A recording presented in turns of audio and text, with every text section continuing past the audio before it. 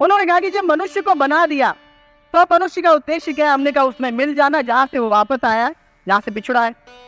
वो कहते बस यही समस्या है, जब उसने वापस ही बुलाना था तो फिर छोड़ा ही क्यों था हमें। बड़ी अच्छी बात है। एक तो परमात्मा ने बहुत बड़ी गलती कर दी जो इंसान बना दिया, लेकिन यह समस्या का समाधान नहीं है। इस प्रकार के प्रश्नों का उत्तर शास्त्र में नहीं देते।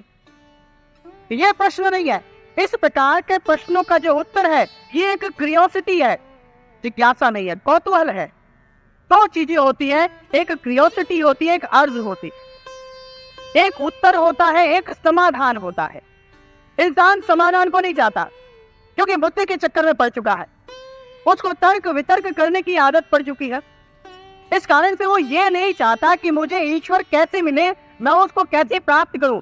वो ये चाहता है कि अंडा पहले बना या मुर्गी पहले बनी, या बीज पहले आया या वृक्ष पहले आया। इस प्रकार के तर्क वितर्क में पड़ता है। ये सब बुद्धि का परिणाम है, बुद्धि के कारण से हो रहा है। और ऐसी अवस्था के अंदर वह उत्तर की इच्छा चाहता है, समाधान नहीं चाहता। लेकिन जो विवेकी पुरुष होता है, जो आध्यात्मिक पुरुष होता है, जो भक्त होता है, उसका लक्षण ये नहीं होता, उसका लक्षण समाधान का होता है। वो आपसे उत्तर नहीं चाहेगा, वो आपसे चाहेगा कि समाधान कैसे हो। इसलिए ये सब बुद्धि का विषय है। ये सब बुद्धि के कारण से होता है कि मनुष्य तर्क वितर्क के अंदर उलझता है और वो समाधान नहीं चाहता। इसलिए जीवन के अंदर सबसे पहला काम, सबसे पहला कर्म क्या है? हम उस ईश्वर का समाधान चाहें। हमें ईश्वर कैसे मिलेगा, कैसे प्राप्त होगा। इसलिए महापुरुष कहते हैं कि परमात्मा न बुद्धि का विषय है, न पढ़ाई का विषय है। महापुरुष क्या कहते हैं? जो प्राणी गोविंद को ध्यावे, पढ़या अनपढ़या परम गति पावे। बहुत से लोग कहते हैं हमने तो शास्त्र ही नहीं पढ़े, हम ईश्वर को कैसे प्राप्त कर पाएंगे। शास्त्रों को पढ़ने के लिए, ईश्वर को प्राप्त करने के लिए शास्त्रों को पढ़ने की आवश्यकता नहीं, ये शास्त्र कहते हैं। शास्त्रों के अंदर आता है कि जिस व्यक्ति ने उस ईश्वर को जान लिया, कबीरदास जी बहुत सुंदर इसके बारे में कहते हैं। वो कहते हैं कि अगर किसी ने बहुत शास्त्रों को पढ़ भी लिया लेकिन उसके बाद भी ईश्वर नहीं मिला तो फिर उसके शास्त्र पढ़ने का लाभ ही क्या हुआ। और जिस व्यक्ति ने शास्त्रों को नहीं भी पढ़ा लेकिन ईश्वर मिल गया तो उसके बात ही क्या है। इसलिए कबीरदास जी कहते हैं कि हमें शास्त्रों से अर्थ नहीं है, हमें ईश्वर की प्राप्ति से मतलब है। क्या पढ़िए, क्या गुणिए, क्या वेद पुराना सुनिए, पढ़े सुने क्या होए, जो सहज न मिले यार सोए। बहुत सुंदर कबीरदास जी। कबीरदास जी कहते हैं कि क्या पढ़ूं मैं उसको, उसका क्या गुणगान सुनो।